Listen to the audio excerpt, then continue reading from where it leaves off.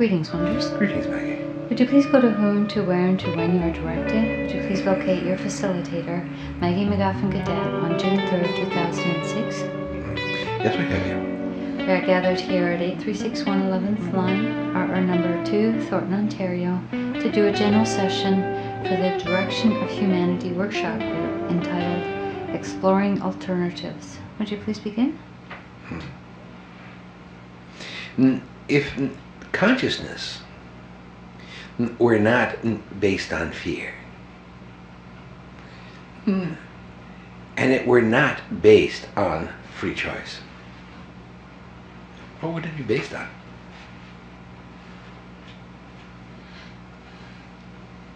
Choice. No, that's part of free choice.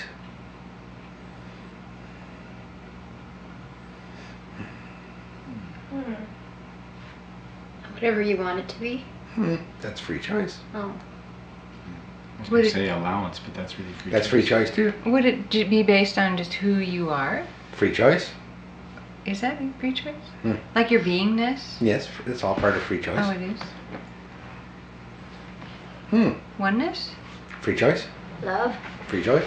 Okay, then would it be based on anything? In other words, everything else or fear. Isn't that true? If you think about it, if consciousness was not based on fear, was not based on free choice, it wouldn't be based. There would be no consciousness. Because free choice encompasses everything, including fear, doesn't it? That's right. Okay, so there are no alternatives. Shall we end the session? There are no alternatives? No, not really. It's free choice or fear. There'd be no consciousness? Well, think about it. But there'd be no such thing as no consciousness. So then you'd have free choice. So then really everything is free choice, even fear. Even the choice to have your consciousness based on fear. Now humanity has lived, existed with a consciousness of fear. Do you agree with that? Yes. Yes. You accept that? Good. Yes. And we're saying, why not choose a consciousness of freedom, a consciousness of free choice? Okay. And really, you're asking us to explore the alternatives, and there are no alternatives. Why do we have this session then? Yeah. It's like.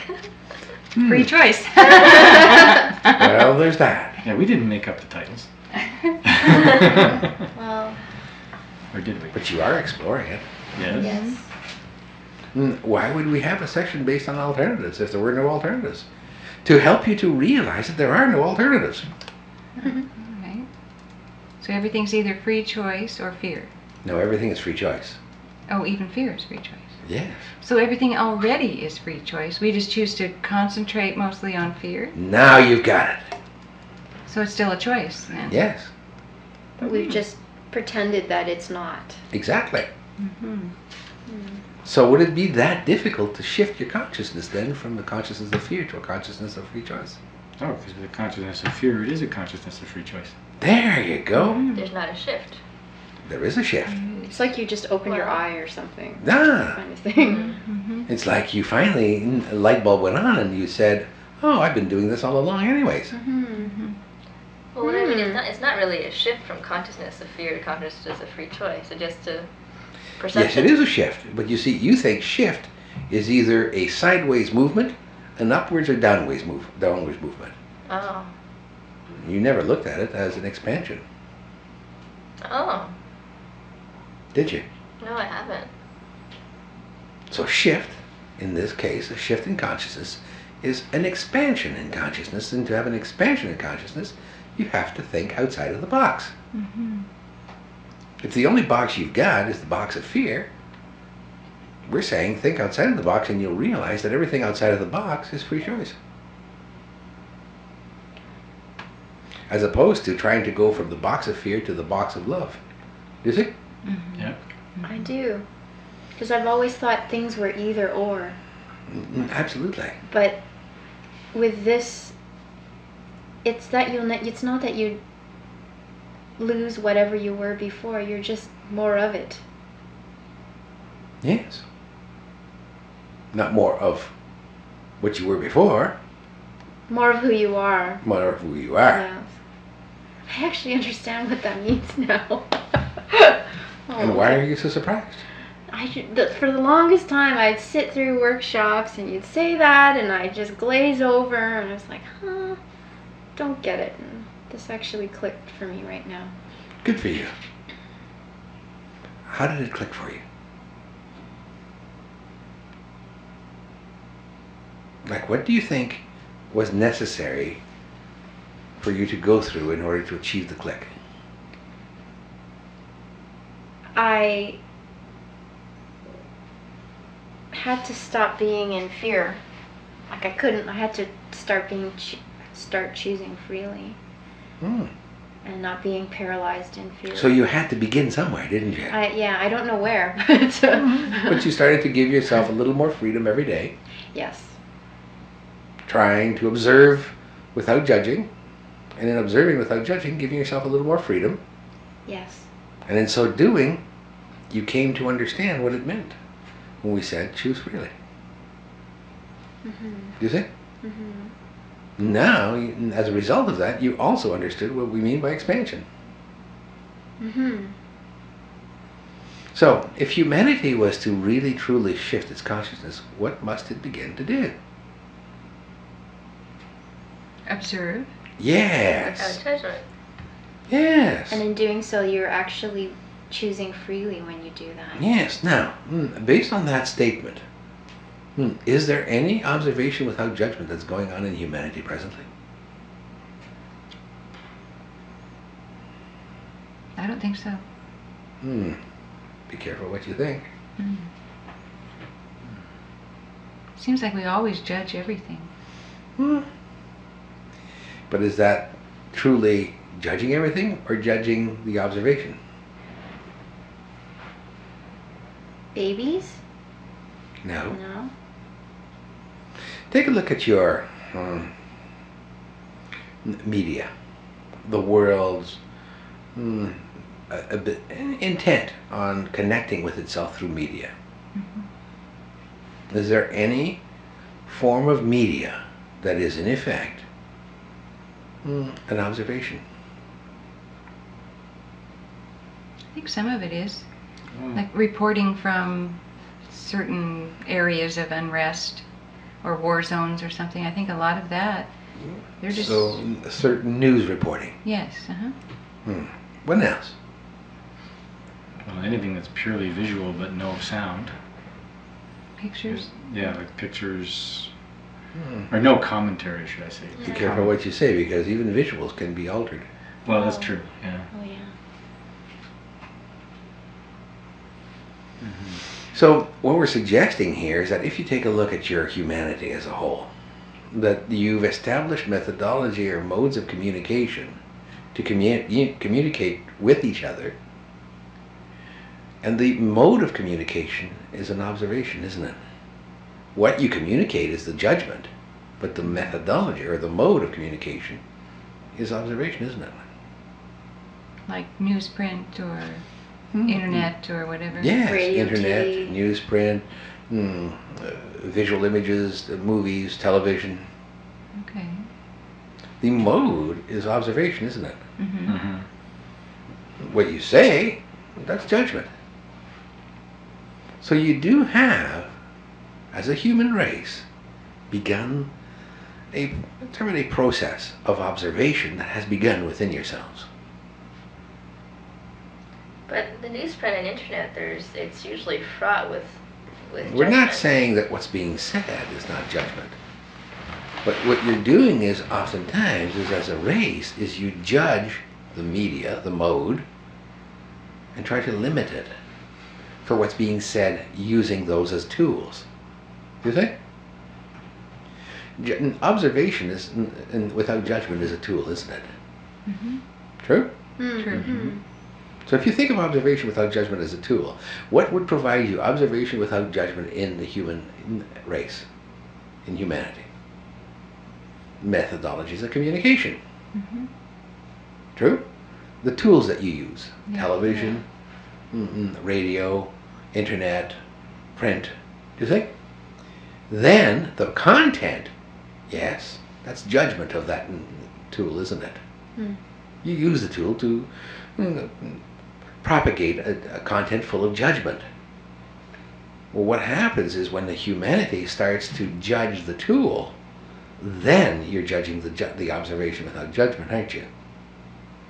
Mhm. And how much is humanity judging this tool? Oftentimes it does, doesn't it? It judges the medium. It tries to limit the modality, doesn't it? Like television, that was a big Yes. thing. Yeah. Censorship. Censorship. In fact, there's even a movement to censor the internet, isn't there? Mm-hmm. Too much pornography, too much child pornography. Do you think? Parental controls on your internet. Exactly. On TV. So, as a humanity, as a consciousness, humanity is attempting to judge the observations without judgment, and in so doing remain in a consciousness of fear. But if humanity stops judging the observations without judgment, stops judging the tools that you have to observe, then humanity will actually shift to a consciousness of free choice, won't it? Isn't that how you began? Yes. Mhm. You were judging your judgments, you were judging your observations. True? Mm-hmm. Yeah. And eventually you had to say, okay, I'll stop. Didn't you? Mm-hmm. Mm-hmm. Stay with us here, dear friends. And is that not the way you progressed? Yes. Yep. So, your observation was a tool. You used your eyes, you used your ears, you used your hands, you used your taste buds. You used all of your physical senses to observe, and those physical senses were tools, weren't they? Mhm. Yep. Isn't that what your television, satellite systems, communication systems are? Tools Yes. to observe? The judgment. No, they're just strictly tools to observe. They just provide a signal. Okay. What you do with it, because you judge it, then you take that observation and judge it, don't you? Mhm. Think about it. What does a camera do? Just It collects films. data. Right. Just provides What you images. do with that image, manipulate it, control it, alter it, define it, that's judgment, isn't it? Even when you look at it and say, oh, this is what it means, that's judgment, isn't it? Mhm. Yep. The camera itself simply took the picture, took the image, didn't it? Yes. Mhm. So the camera is the tool that has no judgment.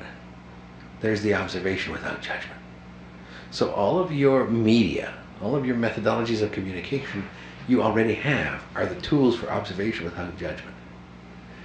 Your judgments of those observations is what's holding you into a consciousness of fear. Interesting, isn't it? Mm-hmm. Now, if you shift that, just start to let them be as they are, then eventually, you will eventually come to realize that you can move to a consciousness of free choice, can't you? Why is humanity so intent on controlling the communication methodologies, communication tools? Why do you think? To control the message. And if it controls the message, it can hold you in a consciousness of fear, can't it? Yes. Yep. It's a methodology for claiming a power of, over others. Look at it from this perspective. Let's say you're in the middle of a war, and there's a firefight, and a camera, not related to any of the individuals involved in the firefight, is simply taking pictures of it. And the world sees those pictures. They see the individual heads being blown off, blood and brain matter going all over the place, guts spilling actually right out, stomachs being opened right up, and the intestines coming right out. How long do you think that it would be before war would stop? Or you'd find a new way to create war? That How wouldn't long? be long. Yeah, people don't want to see that stuff. No. Which is why you never see those images, do you? Yes. So what I know happens that. to those images? They get deleted. Really? Who has the media has the power, the Not the media. governments? The individuals that, in effect, judge the medium, Oh, judge okay. the tools. Mhm. What, the director? The producer? The The cameraman? producer, the cameraman, the director, in the case of war, the military, where all things must be approved, governments, societies, individuals, collectives. Yet Interestingly, Vietnam was a war where they did get out because they didn't control it, and the war ended shortly after. No, they did control it. They didn't control it completely, which is why eventually the United States left Vietnam and the war basically ended. However, if they had not controlled it at all, the war would have ended approximately 28 hours after it began. Really? Think about it. Yep. If they had placed the images that they had over the television in your homes the very first night that the very first American was killed, if they had placed those images on your television sets, how long do you think it would have taken for the people of the United States to say stop? My God, you don't want to send your sons over for that. Exactly. 28 hours. Aren't there some people in the media now who would be brave enough to take those images and There's always individuals like that. But they There's get always stopped. individuals willing to, term it, not judge the observation. Mhm. But again, though, they live in a consciousness of fear. They are part of humanity. And because they are part of humanity and they live in that consciousness of fear, they are not necessarily willing to, term it, go against the grain. Does it? Or if they do so, they do out of fear. Does it? It's So this really is- interesting. I'm sorry, that's an interesting place to be. One of those camera people or one of those. Not necessarily. Not if the bullet's coming right at Yeah, your camera. Does it? But imagine what it would be like if all of the tools you have for instant communication were to be completely free. How long do you think it would take for humanity as a whole to move to a consciousness of free choice? Not less Take time. a guess. 100 years. No, a little more than that. Uh, Closer to approximately 600 or 700 years, as Oh, opposed to okay. thousands. uh-huh. Not bad, wouldn't you say? Yeah. Big improvement. Please repeat. I said big improvement. Yes. So, given that, you yourselves have difficulty observing without judgment, but you've managed to, in some cases, achieve it. In some cases, you've observed that you have judged and simply kept on observing. But eventually, the more you observe, as impassionately, impartially as the camera would, the more you will allow yourself to simply move to a consciousness of free choice. Eventually, all of humanity will. You have the tool, it's already there. You see? Mm-hmm. In fact, you're attempting as a world, as a human race, there has been an attempt to broaden the scope of the internet to virtually every part of the world. This is being done.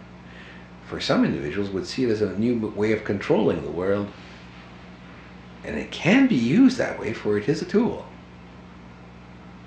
But if the consciousness of humanity is to shift to a consciousness of free choice, then the internet must be free. You see? And that is the only way you will learn. Now, individuals will want to control the internet because they fear, they judge the images, Do you think? Mm-hmm. But once they achieve a certain level of consciousness, this judgment will no longer happen, and then humanity will exponentially move towards a shift in consciousness. Do you think? Mm-hmm. Interesting, wouldn't you say? Yes. Yeah. So already the seeds are planted for a shift in consciousness.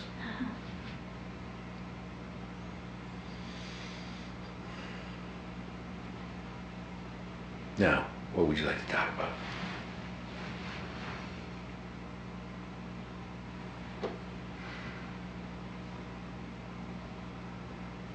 Nothing?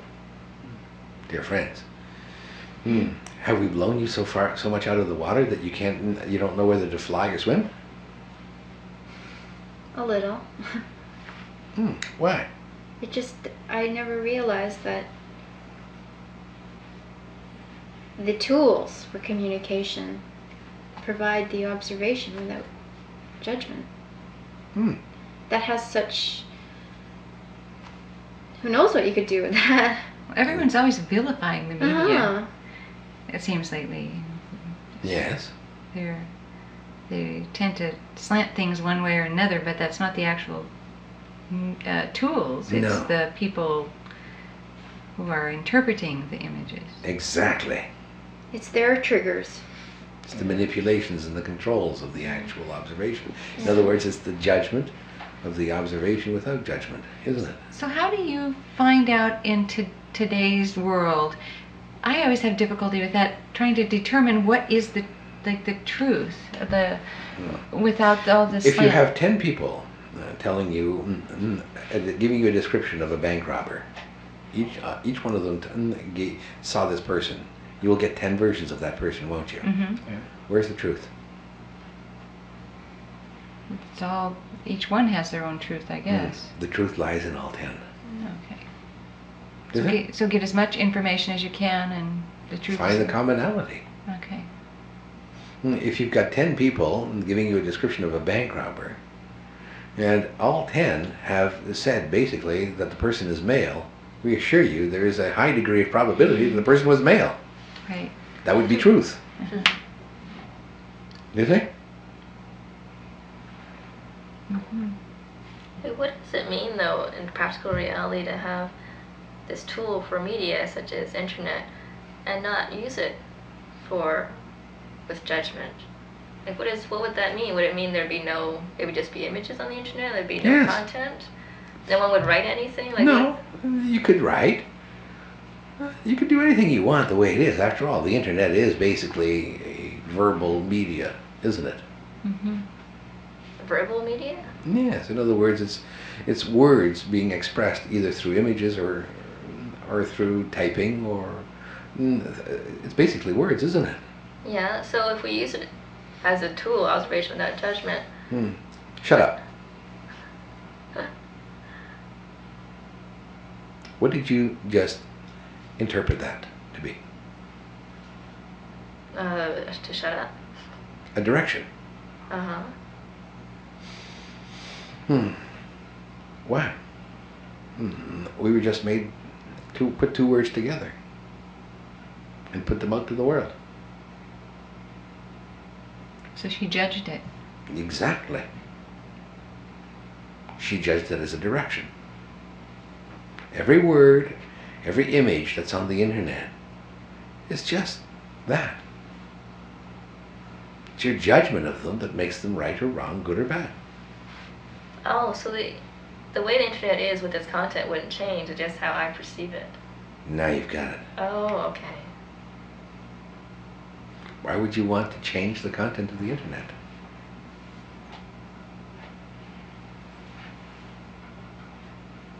That's true. I was thinking that it would mean that people wouldn't write judgmental things anymore. You see, there's a judgment on its own. Okay, right. Somebody says, the sky is green, and everybody says, you're all out crazy, man, the sky is really purple. And then one little voice says, all of you are crazy. If you think about it, the sky is only blue anyways. So what? It's up to you to decide whether or not it's green, purple, or blue. Free choice. You see? Everything is allowed and you're completely free to choose, aren't you? Oh, so that means what you were saying is that nothing would have to change. Newspaper, TV, radio, internet. It just that if our consciousness changes, we would view everything very differently. Yes, you would. You would realize when free choice exists, and you would realize when it's being manipulated or controlled to create a perspective. And eventually humanity will move to the point where there is no desire to control, manipulate, to create a perspective. That it will be presented as visual images, as otherwise. And then each individual may choose from there to interpret it, to judge it if they choose. Some will eventually learn not to judge at all, just to say, oh, okay. Do you see? An individual, a warrior, getting his brains blown out, his stomach hanging out, all his intestines hanging out, some will eventually look at it and say, yes. Some will look at it and say, oh my God, and some will look at it and say, all right, man, good. You see? But eventually more will say, okay, do I choose to be there? Do we choose to continue this? Do we choose to continue this environment? Do you see? Not to judge it, but to realize that it's basically information to allow you to choose freely again, isn't it? Just as we provided you with all the information necessary for you to have free choice, how many of you are really exercising your ability to choose freely?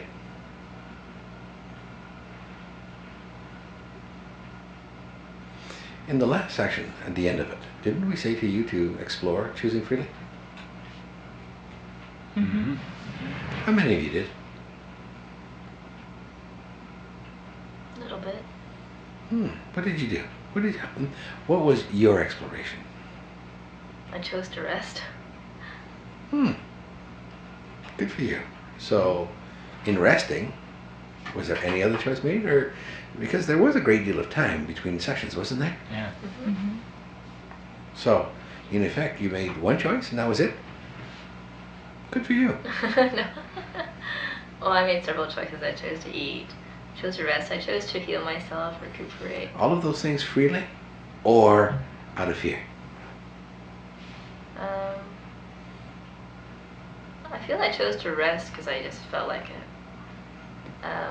Choosing to eat, wasn't sure. I wasn't sure if I needed to eat or not. Would it surprise you if we said to you that you chose to eat because you were afraid of being hungry? You chose to rest because you're afraid of being sick, and you chose to do some work on yourself because you're afraid of being sick and alone. Okay, that's fair. So really, all of your choices had nothing to do with free choice. They were all responding to the consciousness of fear that you live in.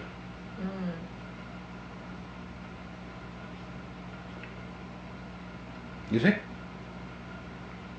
In other words, you wouldn't let yourself not eat. You wouldn't let yourself not rest. You wouldn't let yourself not take care of yourself. Do you think? You weren't willing to. I didn't allow myself to not do it. Yeah. So you had no free choice. It was just choice based on consciousness of fear, wasn't it? I didn't go outside the box then. No. Anybody else? I massaged some cream into my body, which didn't used to be part of the things that I did. It's more of a pampering thing for myself. Good.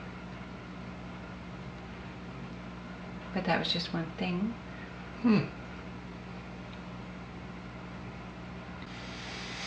So, what else did you choose to do freely? Or did you simply choose out of fear to do what you normally do? Well, I chose to observe